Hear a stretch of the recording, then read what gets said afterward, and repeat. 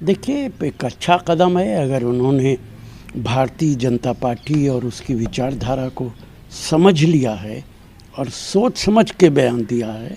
और ये बयान इसलिए नहीं दिया कि वो बीजेपी के साथ किसी तरीके का कोई बार्गेन करेंगे, तो ये बहुत अच्छा कदम है। लेकिन परसेप्शन जब मानते हैं, जब जब कुनबा बढ़ाने में सब लगा है, उस बीच AIADMK का साथ छोड़ देना भाजपा को ये बड़ा सेटबैक है एक तरीके से। निश्चित तौर से भारतीय जनता पार्टी अपने एलाइज की कोई इज्जत नहीं करती है।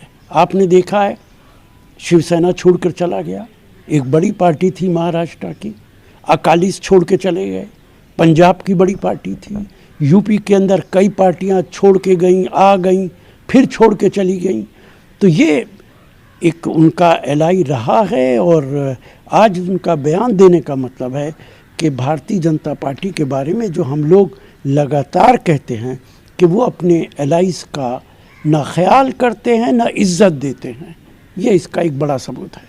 दूसरा सर, जो पिछले 2 दिन महेश प्रकरण से लेकर दानिश अली का बयान और अब असदुद्दीन ओवैसी का एक तरीके से ललकार राहुल गांधी को कि दम है तो आप हैदराबाद आके लड़के दिखाओ, और ये तोहमत भी कि कांग्रेस और RJD ये मुसलमानों के नाम पर चुप्पी साध लेते हैं। देखिए, अवैसी साहब को अपने बारे में बड़ी गलत फहमी है। अगर राहुल गांधी हैदराबाद से पार्लियामेंट लड़ेंगे तो अवैसी साहब को ज़मानत बचानी मुश्किल हो जाएगी। मैं हैदराबाद से 2 बार राज्यसभा का मेंबर रहा हूँ। वहाँ की राजनीति, वहाँ के हालात, वहाँ के लोगों की विचारधारा अच्छी तरह समझता हूँ। तेलंगाना के अंदर कांग्रेस पार्टी सरकार बनाने वाली है और हैदराबाद तेलंगाना का हिस्सा है। अभी राहुल गांधी गए थे वहाँ पे उनकी रैली हुई थी, लाखों की तादाद में वहाँ लोग आए थे। तो अवैसी साहब इस तरीके का गरूर ना करें। मुझे ताज्जुब है कि वो अपने आप को मजहबी आदमी भी बताते हैं और इस तरीके का गरूर से भरा हुआ बयान देते हैं। खुदा को इस तरीके के बयानात अच्छे नहीं लगते, जनता को तो छोड़ ही दीजिए, वो तो ऐसे बयानात को नापसंद करती ही है। लेकिन सर, आप बड़े दावी छाती ठोक कर न्योता दे रहे हैं, ललकार रहे हैं, और आप कह रहे हैं कि उनका तो जमानत जब्त हो जाएगा। उन्हें ये मालूम है कि राहुल गांधी, उनका अंदाज़ा है कि नहीं लड़ेंगे, इसलिए वो सेना ठोक रहे हैं। जिस दिन उन्हें पता चलेगा कि राहुल गांधी हैदराबाद लड़ने के लिए आ रहे हैं तो उनके सीने की ठुकाई सारी ख़त्म हो जाएगी। ठीक है, इसमें एक और सवाल जोड़ते हैं। तो राहुल गांधी तो आजकल चुनौती ले ही रहे हैं, वायनाड से जाकर जीत गए। वो तो कहते हैं वायनाड जाके आप लड़ सकते हो तो हैदराबाद से क्यों नहीं लड़ सकते? देखिए, मैं फिर वही बात कह रहा हूँ कि उनकी गलतफहमी ख़त्म हो जाएगी। राहुल गांधी तो देश के नेता हैं, वो अमेठी से भी जीते हैं और केरला से भी जीते हैं। हैदराबाद के अंदर अगर वो चुनाव लड़ेंगे तो अवैसी साहब को दुश्वारी हो जाएगी, उनकी ज़मानत बचाना मुश्किल उनको हो जाएगा। ठीक है, अगला सवाल सर ये है कि डिप्टी CM रहे हैं, बिहार के भाजपा के नेता हैं, नीतीश कुमार को लेकर जो अटकलें हैं उस पर उन्होंने कहा कि अमित शाह ने 2 बार कहा है कि नीतीश कुमार के लिए भाजपा के दरवाजे बंद हैं, बंद हैं, बंद हैं। देखिए, नीतीश कुमार से पूछना चाहिए ये सवाल, इसका जवाब तो मैं उचित तौर पे नहीं दे पाऊँगा। लेकिन भारतीय जनता पार्टी का तो कैरेक्टर रहा है कि वो दुकान बंद करने के बाद, दरवाजे बंद करने के बाद दरवाज़ों के पीछे बात करती रहती है और बयानात कुछ और देती रहती है। लेकिन इस सवाल का सही जवाब तो नीतीश जी ही दे सकते हैं।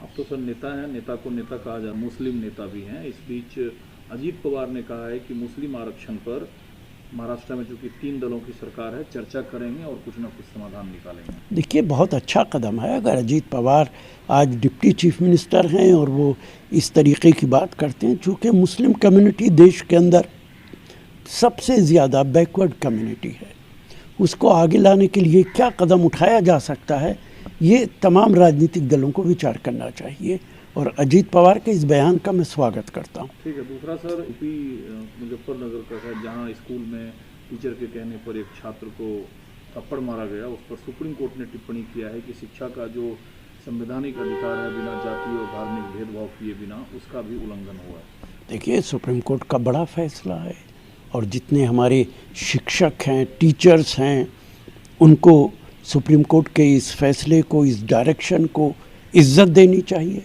दुनिया के किसी भी कोने में बच्चों को नहीं मारा जाता पढ़ाई के वक्त। ये सिलसिला सिर्फ हमारे एशिया के कुछ मुल्कों के अंदर है जहाँ पे इस तरीके का काम होता है। बच्चों को मारते हुए शिक्षक को और कभी कभी पेरेंट्स को भी तकलीफ़ नहीं होती, इसका मुझे ताज्जुब होता है। पढ़ाई करने के लिए मारना ज़रूरी नहीं है। इस तरीके की कोई भी हरकत जब सामने आती है तो तकलीफ़ होती है। दूसरा सर, आज भोपाल में रंग लगे लोहे की तरह बताया जो बारिश में रखने पर सड़ जाता है, और उन्होंने कहा कांग्रेस में देश हित को देखने की कोई क्षमता बची ही नहीं है। देखिए, प्रधानमंत्री इस तरीके की ज़बान बोलते हैं, मुझे तकलीफ़ होती है कि प्रधानमंत्री बातचीत की मर्यादा भी ख़त्म कर देते हैं। लोहे के जंग लगे हैं, क्या किसी राजनीतिक दल के लिए ये बोला जा सकता है? और पिछले 9 साल से अगर ये जंग लगा, कोई लोहे का टुकड़ा है, तो प्रधानमंत्री और बीजेपी के नेता हर रोज़ इस टुकड़े के खिलाफ क्यों बोलते हैं? इससे क्यों डरे हुए हैं, क्यों खौफजदा हैं? 9 साल के अंदर शायद ही कोई दिन गया हो जब बीजेपी के नेता कांग्रेस के खिलाफ ना बोलते हों, गांधी परिवार के खिलाफ ना बोलते हों। तो मध्य प्रदेश के अंदर जब बीजेपी बुरी तरह चुनाव हारने वाली है, उस वक्त प्रधानमंत्री बता रहे हैं कि वो सड़ा हुआ लोहा है, लेकिन चुनाव का नतीजा जब आ जाएगा तो उन्हें पता चल जाएगा कि सोना कौन है और सड़ा हुआ लोहा कौन है। ठीक है। दूसरी तरफ उन्होंने कहा चम्मच लेकर कुछ लोग पैदा लिए हैं जिन्हें गरीबी के मायने क्या होते हैं ये पता नहीं है। आजकल गरीबों के बीच जाते हैं, गरीबों की बस्तियों में फोटो शूट कराते हैं और वही दिखाते हैं, जबकि जो भारतीय जनता पार्टी है वो दुनिया को देश का विकसित और भव्य चेहरा दिखाती है। प्रधानमंत्री को इस तरीके के बयानात से कोई फ़ायदा नहीं होने वाला है। ये कहना कि जो चांदी के चम्मच मुंह में लेके पैदा होता है उसे गरीबों का पता नहीं चलता। उन्हें पता नहीं कि महात्मा बुद्धा भी चांदी का सोना और सोने का चमचा लेकर पैदा हुए थे, लेकिन उसके बाद उनकी ज़िंदगी देखिए।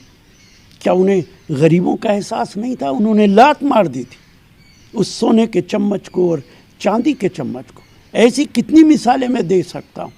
और ऐसी भी मिसालें हैं जो गरीब घर में पैदा होता है और उसके बाद जब उसे आसाइशें मिल जाती, दौलत आ जाती है, बड़ा आदमी हो जाता है, तो वो किसी की परवाह ही नहीं करता। ये मिसालें मैं प्रधानमंत्री को दे सकता हूँ। राहुल गांधी बुद्ध की तरह न्याय प्रिय और शांति प्रिय हो गए। सवाल ये नहीं है, सवाल ये है कि जो बात प्रधानमंत्री कह रहे हैं कि चांदी का चम्मच लेके जो पैदा होता है, हर एक के बारे में ये बात सही नहीं होती है। चांदी का चम्मच लेकर जो पैदा होता है उसका दिल भी गरीबों के लिए धड़कता है, और जो गरीब घर में पैदा होता है और उसे आसाइशें मिल जाती हैं, उसका दिल गरीबों के लिए धड़कना बंद कर देता है। उन्होंने कहा कांग्रेस पैदा हुई, अब उन्होंने अपना ठेका दूसरी पार्टियों को दे दिया है, दूसरी पार्टी उनकी पार्टी को चला रहे हैं, नीतियां तय कर रहे हैं, आउटसोर्स कर रही है कांग्रेस। ये जो गठबंधन आप लोगों ने किया है इस पर वो नाराज हैं कि आप लोगों ने अपना ठेका। देखिए, उन्हें बीजेपी के बारे में सोचना चाहिए। देश की 29 स्टेट के अंदर सिर्फ 4-5 स्टेट में ही तो बीजेपी सरकार बनाई है, इससे ज़्यादा तो नहीं है। उत्तराखंड है, गुजरात है, आसाम है, एक आध स्टेट और है, बाकी तो एक एक करके खोती चली जा रही है। कांग्रेस पार्टी ने राजस्थान के अंदर सरकार बना रखी है, हिमाचल के अंदर बना रखी है, कर्नाटक के अंदर बना रखी है, छत्तीसगढ़ के अंदर बना रखी है, झारखंड में हिस्सेदारी है। उन्हें एहसास होना चाहिए कि कांग्रेस पार्टी की प्रांतों में कितनी सरकारें हैं। बीजेपी तो घटती चली जा रही है, और आने वाले 24 के चुनाव में प्रधानमंत्री जी आपको सत्ता से बाहर करेगी देश की जनता। आप थे नहीं, आते हैं जिस क्षेत्र से दानिश अली साहब आते हैं, रमेश बदौरी ने जो कहा, और दानिश अली का कहना है कि अब जो परसेप्शन गढ़ा जा रहा है, निशिकांत दुबे ने जो चिट्ठी लिखी तो उनकी लिंचिंग हो सकती है बाहर। देखिए, मैं इस तरीके की बातों पे नहीं करता। लिंचिंग होना आसान नहीं होता है, और अगर किसी तरीके से दानिश को किसी तरीके का ख़तरा है तो बहन मायावती से बात करें, वो प्रधानमंत्री से बात कर सकती हैं, उनके अच्छे रिश्ते हैं। और जो बदौरी ने कहा, विधूरी के बयान को मैं निंदा कर चुका हूँ और मैं कह चुका हूँ कि ये जो कुछ विधूरी ने कहा है वो एक आदमी के खिलाफ नहीं है, वो पूरे समुदाय के खिलाफ है और इस पे प्रधानमंत्री को खामोश नहीं रहना चाहिए, इसकी निंदा करनी चाहिए और उनके खिलाफ कार्रवाई करनी